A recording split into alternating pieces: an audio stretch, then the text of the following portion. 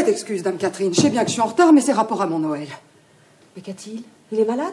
Non, on peut pas appeler ça une maladie. C'est quoi? C'est un doigt dans son métier à tisser. C'est pas grand-chose, mais il en fait toute une histoire. Vous savez ce que c'est, les hommes? Un pet de travers, et les voilà qui réclament les derniers sacrements. Vous n'êtes tout de même pas venu chercher l'abbé Bernard? Oh, c'est tout juste. Le Noël est à califourchon sur son banc, la moustache en berne, et il crie qu'il est infirme pour la vie. Et il crie tout le temps?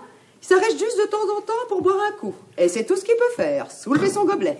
Retournez donc auprès de votre époux, ma bonne Goberte. Sarah et moi sommes là à présent pour veiller sur Michel et sur dame Isabelle. Je n'osais pas vous demander la permission. Mais vous aviez bien tort. Allez vite. Merci, dame Catherine.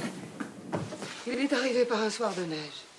On l'a pas reconnu tout de suite. Plutôt, on l'a reconnu que d'un côté seulement, à cause de cette blessure qu'il a au visage. Il chevauchait, tout noir, sur son cheval noir, avec une figure encore plus noire. On était si contents de le revoir, nous autres, qu'on a couru pour le saluer. Il nous a pas répondu. Et les hommes qu'il avait avec lui nous ont repoussés. Des hommes? Oh, pas des gens d'ici.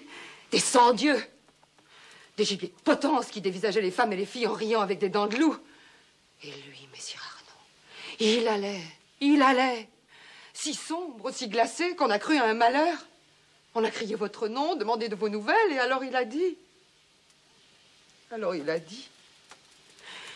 Le premier qui ose prononcer devant moi... Oui, je sais. Fortuna m'a dit. Et puis il a continué avec ces étrangers sur les talons. Et c'est alors qu'on a vu la femme. Une femme est avec lui? Oui.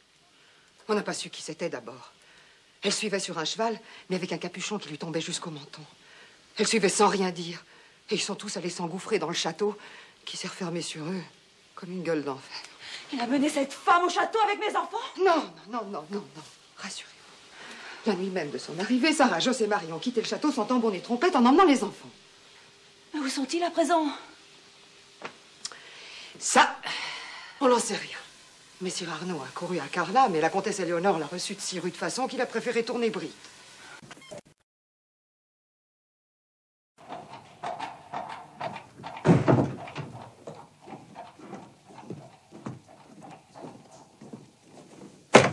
En voilà assez.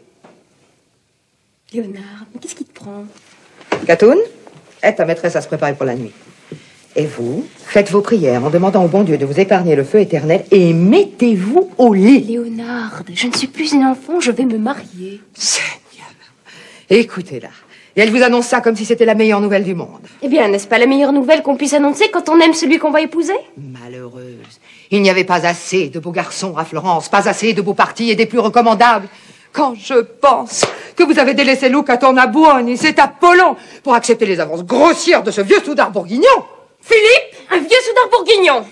Mais il n'a pas 30 ans. Et alors? Tous les soudards sont vieux avant l'âge, et surtout les bourguignons. Car le climat est particulièrement rigoureux en Bourgogne, figurez-vous, et les soudards y boivent plus que de raison, ce qui les fait vieillir prématurément, voilà! Léonard, je t'ai assez entendu. Sors de ma chambre immédiatement.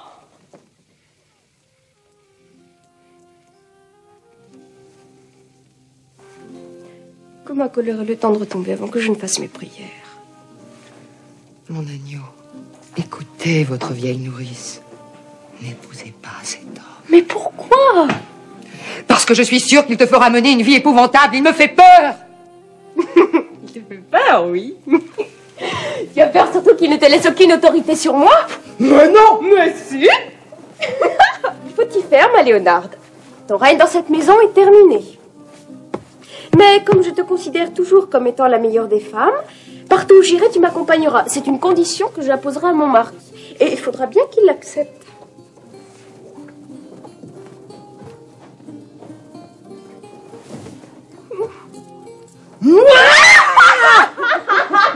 Est-ce que rester ici ne serait pas la meilleure solution pour vous, mon agneau? Ici, c'est votre famille, la vraie. Cette maison est celle de vos parents. Oui. Oui, il serait peut-être doux de rester ici. Mais tu oublies, Léonard, que j'ai un époux quelque part dans le vaste monde. Un époux que j'aime. Je sais qu'il a voulu mourir pour se punir de m'avoir épousée. Pourtant, il est revenu à Florence. Mais il vous croit perdu à jamais. Alors oubliez-le, au moins pour un moment, et laissez parler votre cœur. Pourquoi l'oublierait-elle? Pour la joie de vivre dans ce château sinistre, entre deux femmes dont l'une au moins fera tout pour lui rendre la vie impossible, à 2 pas de ce vieillard paralysé, mais dont la haine demeure active. C'est tout de même la maison de sa grand-mère.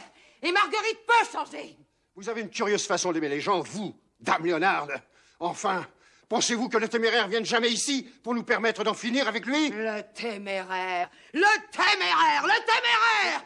Vous ne pensez qu'à lui et à votre vengeance. Croyez-vous savoir aimer mieux que moi? Vous qui voulez conduire Fiora sur le plus dangereux des chemins, celui qui mène à l'échafaud! Elle a bien mérité un peu de repos et de douceur. Alors laissez-la vivre comme elle en a envie! Je ne suis pas certaine d'avoir vraiment envie de vivre ici, Léonard. Outre le serment que j'ai prêté, trop de choses m'attirent hors de ce château. Ce serment, on n'aurait jamais dû vous l'arracher! Par 2 fois, vous avez pu constater que la justice de Dieu est plus redoutable que celle des hommes. Alors je vous en supplie, laissez le téméraire à sa folle ambition. Non, Léonard.